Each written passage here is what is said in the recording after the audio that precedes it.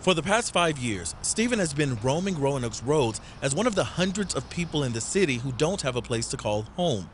Stephen says he gets money monthly for disability, but it's not enough for him to survive. It's not enough to cover an apartment. It's not enough to pay the rent. So I find myself homeless.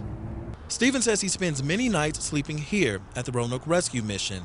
But during Monday's city council meeting, several people, including some who are currently homeless, voiced a couple of concerns about the mission.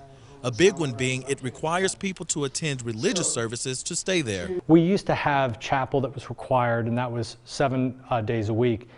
We don't have that requirement anymore. Kevin Berry, Community Outreach Manager for Roanoke's Rescue Mission, says the change came about because of the pandemic.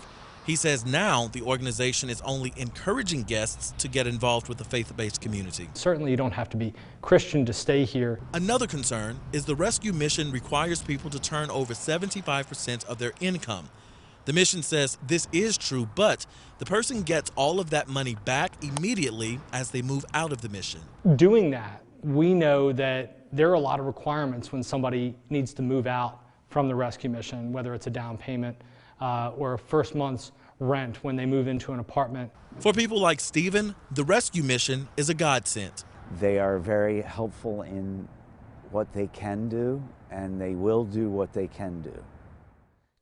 Now, I also called several other places that offer resources to people who are experiencing homelessness, and here's what I found.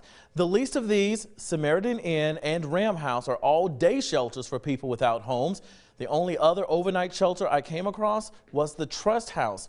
And today I also talked with the city of Roanoke about its homeless assistance team.